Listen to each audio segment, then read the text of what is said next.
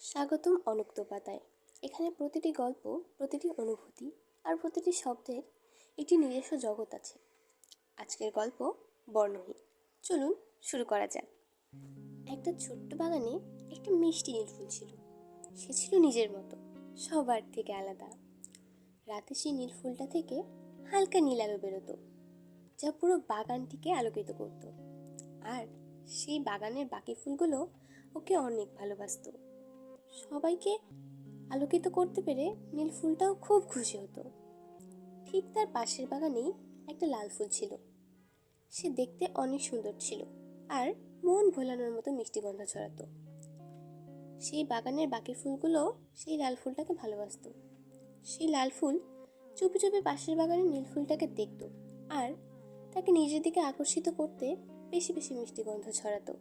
কিন্তু বাতাস সেই গন্ধকে নীল ফুল অবধি পৌঁছতে দিত না। লাল ফুলের একদিন রাগ হলো আর বাতাসকে খুব বকাবকি করলো। সেদিন বাতাস মন খারাপ করে লাল ফুলের গন্ধকে আর আটকায়নি। সেদিন প্রথম নীলফুল সে সুবাস পেয়েছিল, কিন্তু সেই গন্ধ পাওয়ার পরেই নীলফুলের আলো অনেকটা হালকা হয়ে যায়। কিন্তু নীলফুল সেটা বুঝতেই পারে না। সে লাল ফুলের দিকে মুগ্ধ হয়ে তাকিয়ে থাকে। নীলফুল লাল ফুলের গন্ধে আর রঙে এতটাই মোহিত হয়ে পড়ে যে সে ধীরে ধীরে নিজের অস্তিত্ব ভুলতে শুরু করে। সে নিজেকে সেই লাল ফুলের রঙে রাঙিয়ে তুলতে চায়। এভাবে কিছুদিন যায়। নীলফুল লাল ফুলকে বলে যে সে নিজেকে সেই লাল রঙে রাঙিয়ে নিতে চায়। লাল ফুলও বেশ খুশি হয় এই কথা শুনে। নীলফুল নিজের অস্তিত্ব ভুলে লাল রঙে রঙিন হওয়ার প্রক্রিয়া শুরু করে, কিন্তু এটা একটা অসম্ভব ব্যাপার ছিল। আর এই কাজটা মোটেও ঠিক ছিল না, কারণ লাল ফুল মিষ্টি গন্ধ দেয় ঠিকই, কিন্তু নীলফুল জগৎকে আলোকিত করে এই কথাটা নীলফুলও জানতো, কিন্তু সেদিনের পর থেকে ভুলে গিয়েছিল যেদিন লাল ফুলের গন্ধ প্রথম সে পেয়েছিল। নীলফুল যখন নিজেকে লাল ফুলের রঙে রাঙাইতে পারছিল না, তখন সে ভীষণ রাগ করে।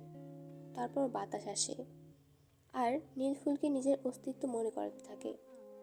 তার আলোর জন্যই বাগানের অন্যান্য ফুল বেঁচে থাকে। লাল ফুল আর তার কাজ পথ দুটোই ভিন্ন, তারা একে হতে পারে না। এই কথা ভাবাও অনেক বেশি ক্ষতিকর হতে পারে নীলফুলের জন্য। এসব শোনার পর নীলফুল নিজের ভুলটা বুঝতে পারে, কিন্তু এই ভুলের মাসুল তাকে দিতেই হতো। সেদিনের পর থেকে নীলফুল তার সমস্ত রং হারিয়ে ফেলে। সে তার আলো ফিরে পায়, কিন্তু সে বর্ণহীন রয়ে পড়ে, কারণ যে নিজের দায়িত্ব আর নিজের অস্তিত্ব ভুলে গিয়েছিল। এটাই ছিল আজকের গল্প। গল্পটি কেমন লাগলো কমেন্ট করে অবশ্যই জানাবেন। দেখা হচ্ছে পরের কোনো নতুন গল্পে।